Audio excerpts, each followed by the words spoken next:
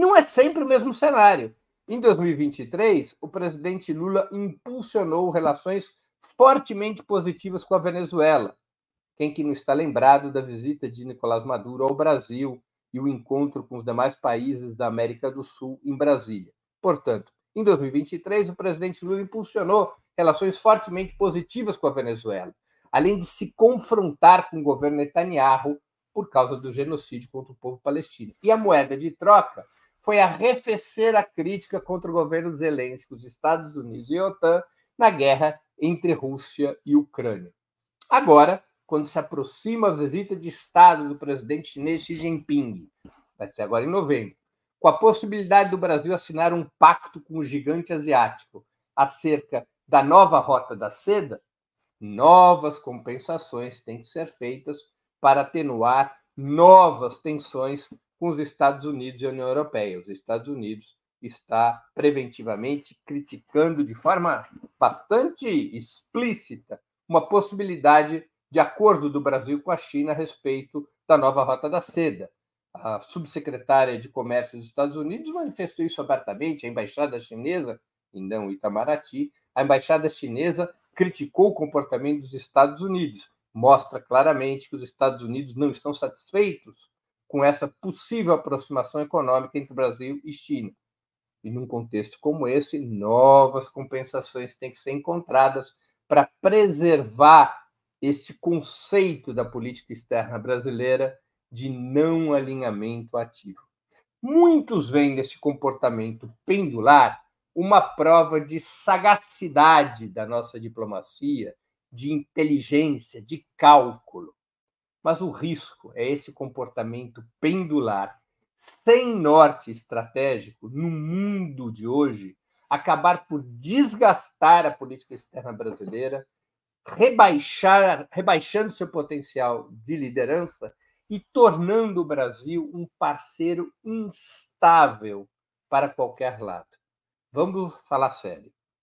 É evidente que a integração latino-americana está terrivelmente prejudicada pelo veto do Brasil à Venezuela no BRICS.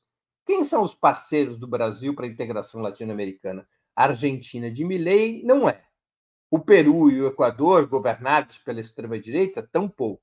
A Colômbia é um parceiro, mas a Colômbia tem um cenário político muito instável. É possível que Petro não consiga eleger um candidato apoiado por ele na sucessão presidencial que se aproxima. O governo Boric é um aliado, um governo que também está fadado a perder as eleições. As forças políticas do governo Boric não pode ser candidato à reeleição, essas forças estão fadadas a perder a reeleição, e, além do mais, todos sabemos que a política de Boric faz inúmeras concessões à Casa Branca, incluindo na questão ucraniana e também na questão venezuelana, não desde agora, de julho, mas desde sempre.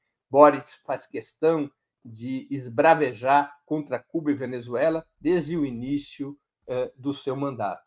A postura que o Brasil adotou no BRICS, portanto, deixa o Brasil com que aliados para a integração latino-americana?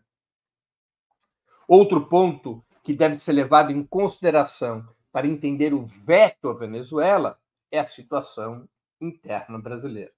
Não falta quem calcule no Palácio do Planalto ser a Venezuela um passivo eleitoral e um foco de problemas no interior da frente ampla dessa aliança do PT, da esquerda, com liberais e até conservadores. Ao invés de enfrentar o debate político-ideológico contra a direita, segundo esses cálculos, o melhor seria abdicar do debate e se dissociar da Revolução Bolivariana, se dissociar do governo Maduro, passando sinais crescentes de crítica e dissidência. Tampouco podemos considerar, por fim, que o pensamento liberal tem espaço crescente no PT e o governo. Para quem assim pensa, para quem se deixa influenciar pelo pensamento liberal, não existe luta anti-imperialista. E essa luta deveria estar subordinada ao modelo de democracia liberal e economia de mercado defendido pelas potências ocidentais. Os aliados estratégicos da política exterior nessa lógica deveriam ser prioritariamente aqueles estados e governos que se alinham com essas concepções, a defesa da democracia liberal e da economia de mercado. As demais alianças seriam apenas de natureza econômica ou tática. Historicamente, eu posso garantir a vocês, essa jamais foi a posição do presidente Lula e do PT.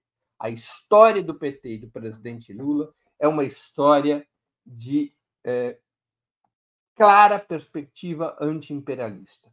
O PT foi fundado num período em que deu provas imensas de solidariedade à Revolução Cubana, de solidariedade à Revolução Nicaragüense, de solidariedade à resistência do povo palestino, de enfrentamento ao sistema imperialista. Esse é o DNA, o código genético do PT. Mas é real que uma corrente liberal vai ampliando sua influência dentro do PT e dentro do próprio governo. Obviamente, essa forma de pensar liberal sempre foi e continua a ser hegemônica no Itamaraty, nos meios de comunicação e na direita brasileira. No Itamaraty, essa forma de pensar é amplamente majoritária. O Itamaraty é formado com base nessa concepção, o que faz com que, majoritariamente no Itamaraty, embora lá sempre tenha existido uma corrente progressista, na qual o maior expoente foi o falecido Samuel Pinheiro Guimarães. Samuel Pinheiro Guimarães foi o secretário executivo do Ministério de Relações Exteriores quando o Celso Amorim foi ministro de Lula entre 2003 e 2010. Samuel Pinheiro Guimarães chefiava essa corrente nacionalista, anti-imperialista do Itamaraty. Mas essa corrente sempre foi minoritária. No Itamaraty, majoritariamente, sempre prevaleceu o pensamento liberal e, portanto, uma simpatia em relação à Casa Branca e aos países europeus, e uma antipatia em relação aos países que confrontavam esta lógica ocidental da prevalência da democracia liberal e da economia de mercado. O Itamaraty sempre puxa a corda para esse pensamento liberal, a um ponto tal que há uma outra história na reunião de Kazan que deve ser levada em conta, e que é uma ofensa à presidenta Dilma Rousseff. O responsável pelas negociações em Kazan foi um embaixador chamado Eduardo Saboia, que atualmente é subsecretário no Itamaraty, subsecretário para a Ásia no Itamaraty. E Eduardo Saboia foi um diplomata brasileiro que servia na Bolívia, na Embaixada Brasileira na Bolívia, e que facilitou a fuga de um senador boliviano para o Brasil, sem autorização do Itamaraty. Ele favoreceu, Eduardo Saboia, a fuga de um senador boliviano que estava acusado de corrupção e que era um dos integrantes mais ativos na conspiração golpista contra o então governo de Evo Morales. Eduardo Saboia colocou esse senador boliviano no seu carro e levou-o para Goiás, onde passou a viver esse senador boliviano. Eduardo Saboia foi, por exigência da presidenta Dilma Rousseff, ele foi punido, e graças à resistência do então chanceler Patriota em puni-lo, Patriota perdeu o cargo de chanceler brasileiro.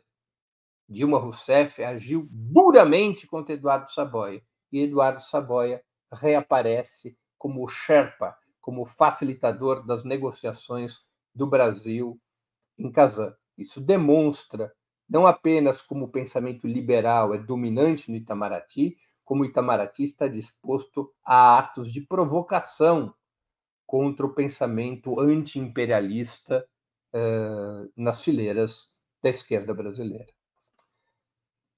A questão do veto à Venezuela, portanto, coloca em debate todos esses problemas. Claro que nada justifica, pessoal, a reação absurda do procurador-geral da Venezuela, Tarek William Saab, que teve o despautério de afirmar que o presidente Lula tinha se tornado agente da CIA e que seria uma falsificação o acidente que o impediu de ir a Kazan.